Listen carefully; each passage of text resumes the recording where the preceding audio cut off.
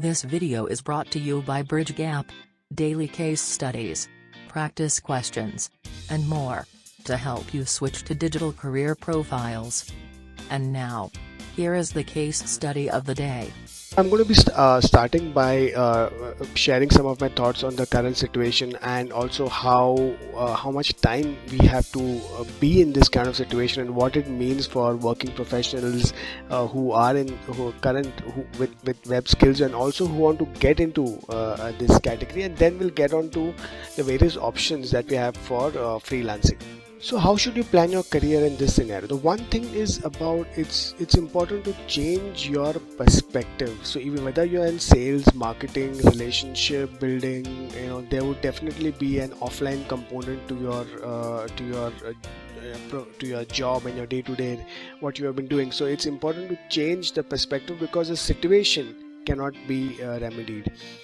Try to make your job tasks as digital as possible, so which means that if you're in sales, see if you can improve your LinkedIn, if your CRM and your chatbot, those kind of skills. If you're in marketing and you've been talking to if your job involved actually going and meeting up with folks and face-to-face discussions, see if you can do some of that on email, on calls. See if you can participate in social media, online branding, right? The idea is that in this environment, it is best to make your job tasks as digital as possible. Assess your strengths. I really believe that all of us have skills which are not completely leveraged, and the web is a great umbrella. It's a great opportunity to leverage those skills. It could be skills in design, in video editing, in script writing. It could be any skill which actually if your current job would not have been doing justice to it. Well, this is the time to see if you can tap on it. Trying to make freelancing a way of life. We are going to be talking about that in more detail. And getting used to work from home, right? Because that's really pretty much the story for the next 12 months or so. Okay, freelancing in a recession might sound tough. What is going to happen is both the supply and demand side. So when I say supply, I'm talking about the companies who are going to come to these platforms more and more, because the concept of a full-time employee and people walking into office, etc., is going to be reduced. So companies also would be quite active on freelancing platforms. And on the demand side, which are the people, right? The people also would come onto these platforms, especially the people who have lost jobs and who are likely to lose jobs. I mean, as I started off saying that it's going to be tough. We are seeing very strong recessionary trends. All these guys would need to one of the avenues is a freelancing platform. So if you're freelancing, it's not necessary that you have to go to a freelancing platform. We'll get on to that. But even if you can look at your current network and your current connects on LinkedIn, and see which are those which connections are in industries which are still active. Now when I say still active, what you see on the screen right now is an example of that. It could be so for example, local grocery, or medical labs, productivity software, video conferencing, local delivery. Home fitness and wellness is a category which is doing extremely well, which has done extremely well in the last 3 or 4 weeks, when people we are locked up at home. Online learning, and this is an example of that. Now all this is bound to grow.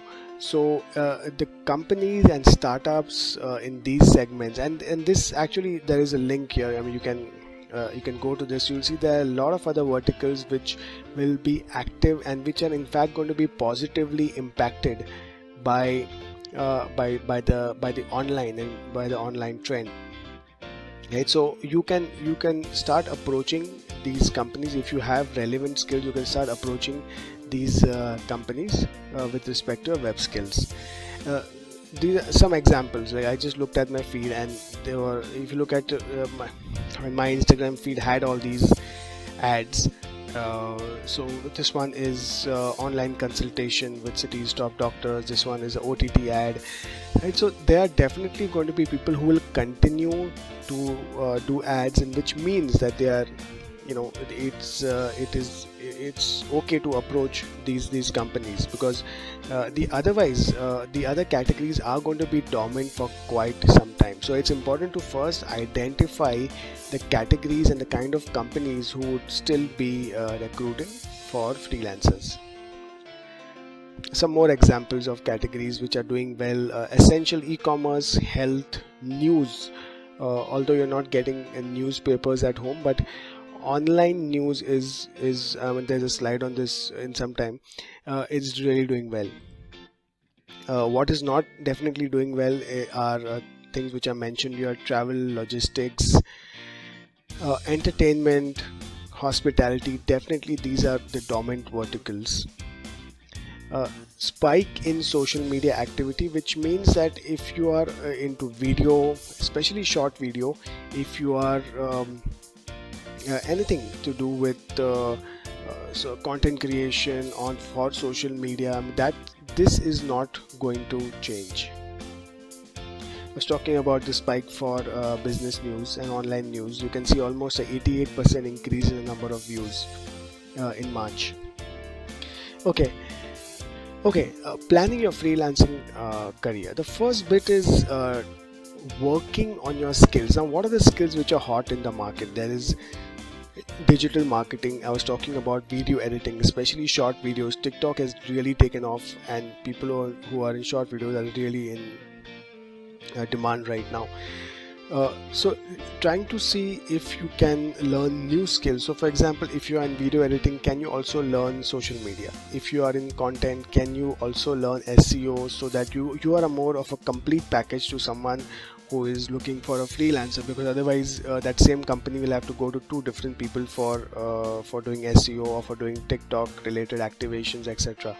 Right. So the first thing is to make an audit of your skills and see which are the complementary skills which you'll need to learn to make a better, to be a more complete package. Right. Getting some initial references. Now this is an extremely important point. You may have 7 years of experience in sales and banking, but if you are new to digital marketing, doing your first project for free is absolutely okay, right? And it's worth the time and investment, because then it will show as references when you start approaching trying for more business, or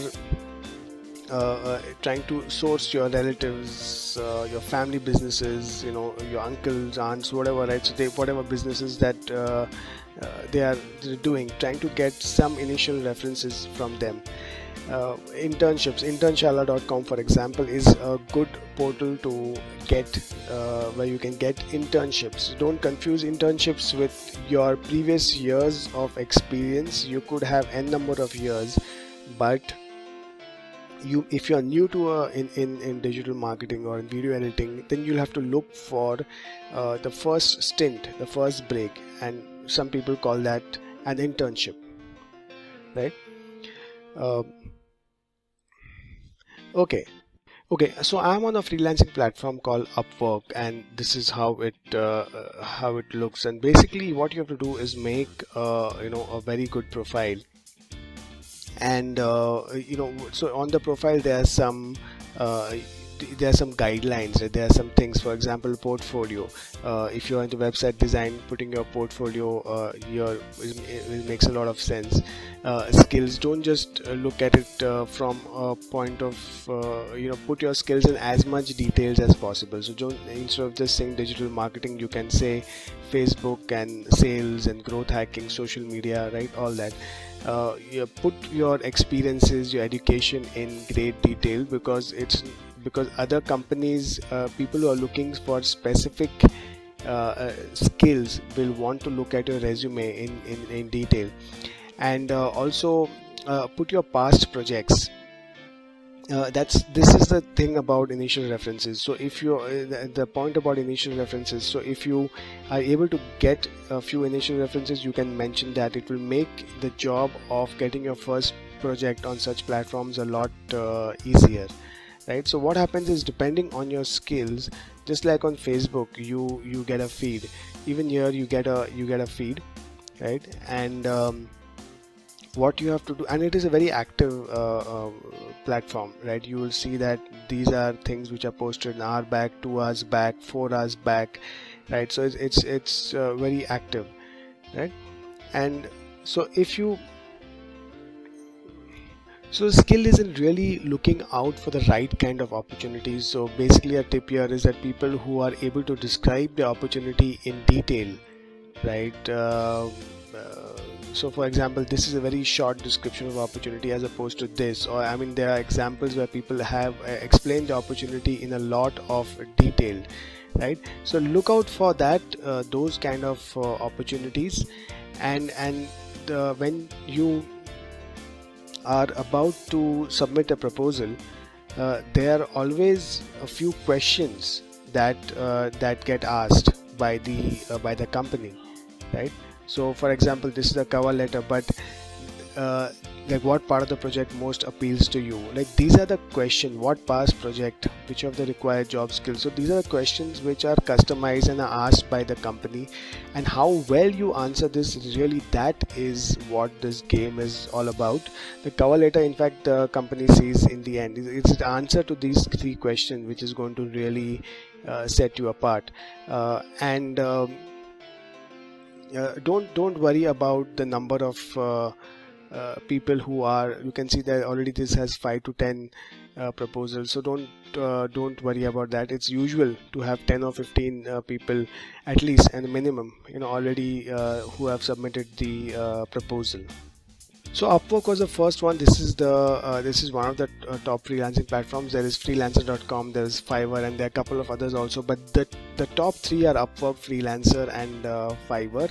And there's always some like a set of like a percentage which the platform keeps. But you shouldn't be so concerned about this. The idea is that what you need to do to get your first initial references, showcase them on platforms like these, and then start building your profile on platforms like these, so that people start contacting you by themselves. That's what your goal should be. So I hope this was a useful webinar for you to take your first initial steps towards freelancing. Thank you.